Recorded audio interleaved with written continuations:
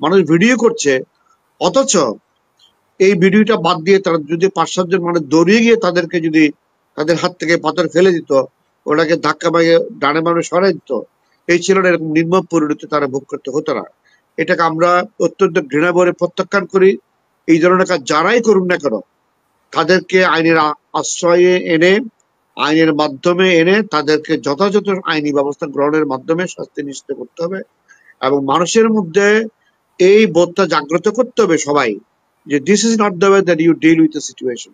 যাদেরকে দিয়ে ডক্টর ইউনূস এই আইন শৃঙ্খলাটাকে রক্ষা করতে পারবেন এবং আগামী সংসদ নির্বাচনটাকে ক্রেডিবল করতে গেলে, গ্রহণযোগ্য করতে গেলে, অর্থবহ করতে গেলে আইন শৃঙ্খলাটাকে প্রথমেই প্রাধান্য দিতে হবে। আমাদের কাছে এখন একদম ক্লিয়ার, যেই উপদেষ্টা মন্ডলীকে নিয়ে তিনি সরকার চালাচ্ছেন, এই উপদেষ্টা মন্ডলীর বেশিরভাগই মানুষ ভালো হলো কি হবে, তার অদক্ষ মানুষ। They are not capable to do the job that we have assigned to. প্রথমত হচ্ছে কি, যেই ঘটনাটা ঘটেছে, আমরা আজকে এই টকশো এর পক্ষ থেকে আপনি সহ আমরা সবাই সেই ব্যক্তির প্রতি, সেই পরিবারের প্রতি সমবেদনা জানাই এবং যিনি মারা গেলেন তার আত্মার মাগফিরাত কামনা করি। আল্লাহ তাকে দুনিয়াতে যদি কোনো অপরাধ করেও থাকেন, এটাকে তার এই টর্চারের মধ্য দিয়ে আল্লাহ তাকে ক্ষমা করে দিন এবং তার আল্লাহ জান্নাতুল ফেরদৌস নসিব করুন, দোয়া করি। এটা কোনো প্রকারের কাম্য নয়। এটা আমি যখন আফ্রিকাতে কাজ করছিলাম জাতিসংঘের হয়ে, যেখানে আনডুলি, যেখানে আমাদের সারা বাহিনীও ইনভলভ ছিল, আমরা শান্তি প্রতিষ্ঠার জন্য গিয়েছিলাম। আমার মনে পড়ে, আমার চোখের সামনে অপোজিশন একটা গ্রুপের লোককে সেই সময়ে যারা ক্ষমতায় ছিল তাদের লোক ধরে সিভিল কাপড়ে রাস্তার উপরে এরকম পাথর দিয়ে মারছিল। তো সেখানে আমরা অত্যন্ত মর্মাহত হলাম। আমরা জাতিসংঘের ফোর্সে কাজ করছি, আমরা থামাতে পারছি না, আমাদের চোখের সামনে এই মারামারি গুলো করছে। তো তখন আমরা বলতাম, আবার যখন আমাদের জাতিসংঘের ক্যাম্পে ফিরে এসে, যে বর্বরতা গুলো কখন শেষ হবে। এখন সেই বর্বরতাটার একটা বহিঃপ্রকাশ বাংলাদেশে দেখতে পাচ্ছি। এটা কোন প্রকারের কাম্য নয়। সরকার কি করছে আপনি প্রশ্ন করছেন। আসলে সরকার মানে এটা তো একক ডক্টর ইউনূস বা 15-20 জন 30 জন উপদেষ্টাদের সমন্বয়ে গঠিত একটা সরকার।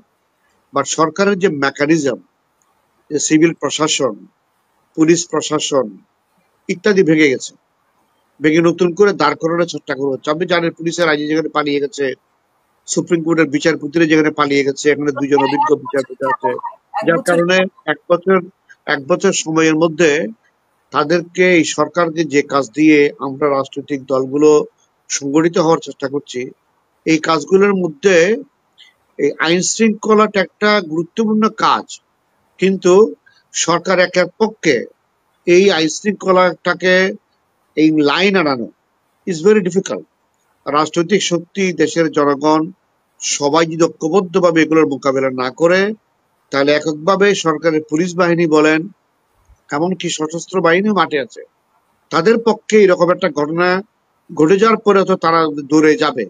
কিন্তু সাধারণ মানুষ যদি এগিয়ে না আসে, আপনি যেটা অত্যন্ত দুঃখজনক ভাবে বললেন, মানুষ ভিডিও করছে, অথচ এই ভিডিওটা বাদ দিয়ে তারা যদি 5-7 জন মানুষ দৌড়িয়ে গিয়ে তাদেরকে যদি তাদের হাত থেকে পাথর ফেলে দিত, ওটাকে ধাক্কা মারিয়ে ডানে বামে সরাই দিত, এই ছেলেরা এরকম নির্মম পরিণতি তারা ভোগ করতে হতো না।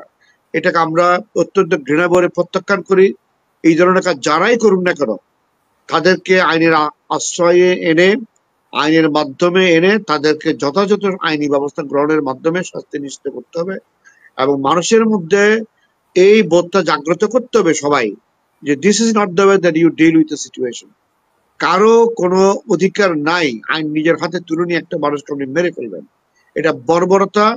এই বর্বরতার শিকার কোনো ব্যক্তি হোক, তিনি যে হোক না কেন, আমরা এটা কোনো প্রকারে গ্রহণ করতে পারি না। সরকার গঠন প্রক্রিয়াটা ভালো হয়নি, বিকজ এই সরকারকে দুর্বল করে ফেলা হয়েছে প্রথমেই। আমরা যেখানে এই কনস্টিটিউশনটাকে চাইনি, কারণ যে কনস্টিটিউশনের মাধ্যমে একটা ফ্যাসিস্ট গভর্নমেন্ট এতদিন ধরে এত হাজার হাজার মানুষকে মারতে পারে, 25,000-এর মানুষের চেয়ে বেশি মানুষকে আহত করতে পারে, এতগুলো মানুষের রক্ত ঝরাতে পারে, সেই কনস্টিটিউশন আমূল পরিবর্তন আমরা চেয়েছি, সবাই চাই, এখনো চাই। সুতরাং এই সরকার সেই প্রেক্ষাপটে শপথ গ্রহণটাই আমাদের সঠিক পন্থাই হয়নি। এটা বৈপ্লবিক সরকার হওয়া উচিত ছিল বা জাতীয় সরকার গঠন করা উচিত ছিল। এখনো আমি মনে করি সময় আছে। আমি মাহবুব ভাইয়ের সাথে একমত। এই গত প্রায় 11-12 মাসে বা এখন আরো বেশি হয়ে যাচ্ছে, মানে কাছাকাছি হতে যাচ্ছে, এই সরকার, আমি মনে করি সরকারে যারা প্রত্যক্ষভাবে ক্ষমতা ব্যবহার করছেন, উপদেষ্টা মন্ডলের সবার প্রতি শ্রদ্ধা রেখে বলছি, তারা ক্ষেত্রে তারা ভালো মানুষ, that is all right. But ভালো মানুষ তো আমরা কাকরাইল মসজিদ অনেক পাই। আলেমুল আমাদের প্রতি শ্রদ্ধা রেখেই বলছি, তবলিগ জামাতের প্রতি শ্রদ্ধা রেখেই বলছি, এখন এই ভালো মানুষকে দিয়ে কি রাষ্ট্র চলবে? চলবে না। আমাদের দরকার দক্ষ কঠোর প্রশাসক, যাদেরকে দিয়ে ডক্টর ইউনূস এই আইন শৃঙ্খলাটাকে রক্ষা করতে পারবেন এবং আগামী সংসদ নির্বাচনটাকে ক্রেডিবল করতে গেলে, গ্রহণযোগ্য করতে গেলে, অর্থবহ করতে গেলে আইন শৃঙ্খলাটাকে প্রথমেই প্রাধান্য দিতে হবে। আমাদের কাছে এখন একদম ক্লিয়ার, যেই উপদেষ্টা মন্ডলীকে নিয়ে তিনি সরকার চালাচ্ছেন, এই উপদেষ্টা মন্ডলীর বেশিরভাগই মানুষ ভালো হলো কি হবে, তার অদক্ষ মানুষ। They are not capable to do the job that we have assigned to. আর আপনি একটা কাজে ভালো, you are a very good lawyer, with very respect রেখে আমি আমার আইনজীবী বন্ধুদের বলছি, you may be a very good lawyer, an excellent lawyer, but you may be a very poor administrator. তো দুটার মধ্যে মিলাইতে হবে। আমাদের খালি লয়ার হলেই হবে না, ইনি দক্ষ প্রশাসক কিনা, উনি দক্ষতার সাথে উনি মন্ত্রণালয় চালাতে পারছেন কিনা, আমাদের সেটাই এখন বেছে নেওয়ার সময় এসছে। আমি মনে করি ডক্টর ইউনূস সাহেবকে ওনার বেশিরভাগ আপনার উপদেষ্টাদেরকে পদত্যাগ করিয়ে দরকার হলে সিভিল সোসাইটি এবং পেশাজীবীদের সাথে আলোচনা করে, রাষ্ট্রনৈতিক দলগুলোর সাথে পরামর্শ করে নতুন করে উনি ওনার উপদেষ্টাদের মন্ডলীকে নিয়ে এই সরকারকে সাজাতে হবে। আদারওয়াইজ আগামী নির্বাচন এই সরকার কোনো প্রকারেই কন্ডাক্ট করতে পারবে বলে আমার মনে হচ্ছে না। এবং আমার মতো যারা রাজনৈতিক অ্যাক্টিভিস্ট মাঠে ময়দানে আছি, আমরা আমাদের সবারই প্রায় এরকম একটা ধারণা তৈরি হয়েছে। সুতরাং আমি আবেদন জানাই আপনার অনুষ্ঠানের মাধ্যমে ডক্টর ইউনূস স্যারকে, আপনি আপনার উপদেষ্টা পরিষদকে আমল পরিবর্তন করুন এবং এটা পরিষদ দরকার হলে বাড়ান, ডাজন্ট ম্যাটার, বাট আপনি দক্ষ মানুষকে এখানে সম্পৃক্ত করুন। এটা হলো 1 নম্বর। 2 নম্বর হলো যে 3টা প্রধান কাজ দিয়ে আমরা তাদেরকে ম্যান্ডেট দিয়েছিলাম দেশের জনগণ এই অভ্যুত্থানের মাধ্যমে। একটা হলো বিচার করতে হবে, সংস্কার কার্যক্রমগুলো করতে হবে এবং অতঃপর নির্বাচন। এখন একটা যদি বলি, তাহলে বিচার প্রক্রিয়াটা একটা লাইনের মধ্যে আসছে। ইতিমধ্যে আগের সরকার প্রধান শেখ হাসিনার ওনার যে অ্যাক্টিভিটির কারণে তার অনেক সভাসদদের মধ্যে অনেকে অ্যারেস্ট করেছে, আইনের প্রক্রিয়ার মধ্যে তারা আসছে, অনেকের দেশের সাধারণ আইনে বিচার হচ্ছে, আবার কিছু কিছু মানুষদেরকে ইনক্লুডিং শেখ হাসিনা তাদেরকে আইসিটির আওতায় এনে তাদেরকে বিচার প্রক্রিয়া হচ্ছে। গতকাল বা পরশু চার্জ গঠিত হয়েছে, ইতিপূর্বে একটা শাস্তি হয়েছে 6 মাসের ওনার। তার মানে আইনের বিচারের প্রক্রিয়াটা একটা চলমান আছে। আমরা আশা করছি নির্বাচনের শিডিউল ঘোষণার আগেই আগামী 3-4 মাসের মধ্যে আমরা অনেকগুলো বিচারের আদেশ আমরা পাবো এবং এটা একটা পর্যায়ে পৌঁছবে বলে আমি ধারণা করি। এখন সমস্যা হচ্ছে কি সংস্কারের বিষয়টা। দেশের জনগণের আকাঙ্ক্ষা হলো আমূল সংস্কার যদি না করা যায় তাহলে যে কোনো সরকার আসলে আগের ফর্মে ফিরে যাবে। কারণ কাঠামোটা যদি আগেরটাই থাকে, আমি সংস্কার যদি না করেন, এটা আমাকে বসাই দিল, আমি ওই ফ্রেমের মধ্যে ঢুকে যাব। আমাদের মাহবুব ভাইকে বসাই দিল, সরোরকে বসাই দিল, আমরা ওই আগের জায়গায় ফিরে যাব।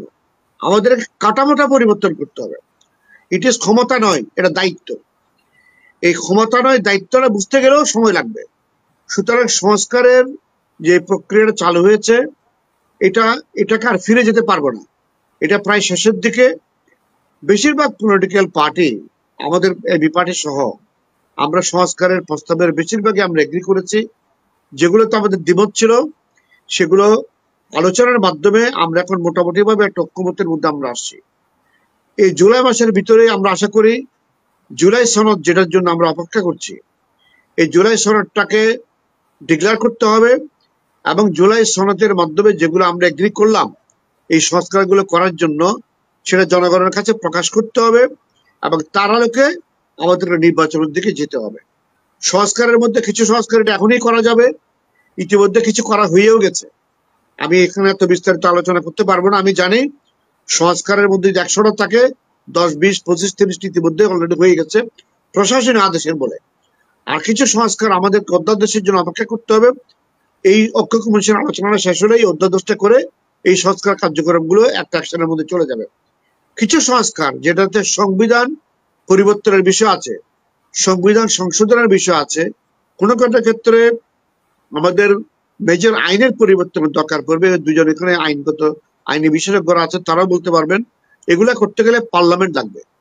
এই পার্লামেন্ট গঠিত না হওয়ার আগ পর্যন্ত আমরা এই সংস্কারের চূড়ান্ত রূপ দেখবো না। তবে সকল পলিটিক্যাল পার্টি যদি এক বছরের মধ্যে আসে, সংবিধানের এই জায়গাগুলোকে আমরা পরিবর্তন করব, আইনের এই জায়গাগুলোতে পরিবর্তন করব, যেটার একটা বাস্তব চিত্র জুলাই সনদের মধ্যে থাকবে, তাহলে এই ঐক্যমতের ভিত্তিতে পরবর্তী সময়ে আমাদের সংস্কারগুলো করাটা আমাদের জন্য সহজ হবে।